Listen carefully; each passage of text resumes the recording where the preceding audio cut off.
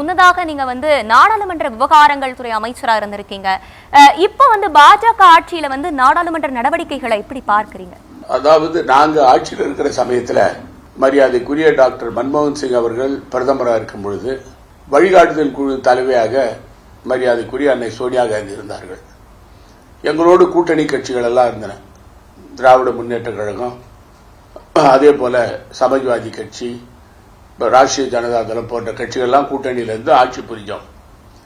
அந்த சமயத்தில் எங்களுக்கு தனி பெரும்பான்மை இல்லாத காரணத்தினால பிரணாப் முகர்ஜி அவர்கள் முன்னாள் மரியாதைக்குரிய குடியரசுத் தலைவர் மக்களவையினுடைய தலைவர், அவைத் தலைவராக இருந்தார்.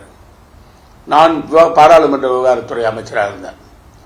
அப்பொழுது மரியாதைக்குரிய சுஷ்மா ஸ்வராஜ் அவர்கள் எதிர்க்கட்சி தலைவர் மக்களவையில், மரியாதைக்குரிய அருண்ஜேட்லி அவர்கள் மாநிலங்களவையில் எதிர்க்கட்சி தலைவர்.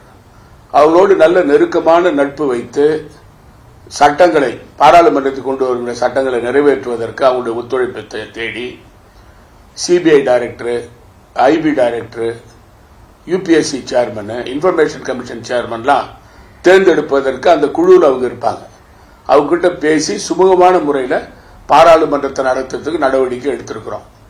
பாரதிய ஜனதா கட்சி சில சமயம் பாராளுமன்றத்தை முடக்கினா கூட அவங்களை அழைச்சி பேசி பிரணாப் முகர்ஜி அவர்கள் தலைமையில் அதற்கு தீர்வு கண்டிருக்கிறோம். அதனால பாராளுமன்றம் முழக்காம சட்டங்கள் எல்லாம் நிறைவேற்றி இருக்கிறோம். நல்ல சிறப்பான விவாதங்கள்லாம் நடத்தி இருக்கிறோம். ஆனா இப்பொழுது என்னன்னு சொன்னா, இப்ப நடக்கிற பாராளுமன்றத்தில் பாராளுமன்ற விவகாரத்துறை அமைச்சரே பாராளுமன்றத்தை முடக்கிறார். ஆளுங்கட்சியை சேர்ந்த பாராளுமன்ற உறுப்பினர்களை பாராளுமன்றத்தை முடக்கிறாங்க. பிரதமர் பாராளுமன்றத்துக்கு வர்றதே இல்லை. நீங்க பாத்தீங்கன்னா டாக்டர் மன்மோகன் சிங் அவர்கள் புதன்கிழமை கேள்வி நேரம் மக்களவைக்கு வருவார், வியாழக்கிழமை கேள்வி நேரம் மாநிலங்களவைக்கு வருவார். முக்கியமான விவாதம் போது அவர் உட்கார்ந்து அவர் என்ன பேசுறாங்க பாராளுமன்ற உறுப்பினர் கேட்பாரு.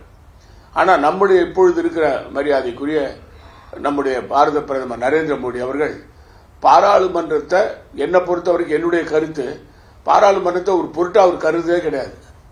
பாராளுமன்றத்தில் என்ன விவாதம் நடக்குதுன்னு அவருக்கு தெரியாது.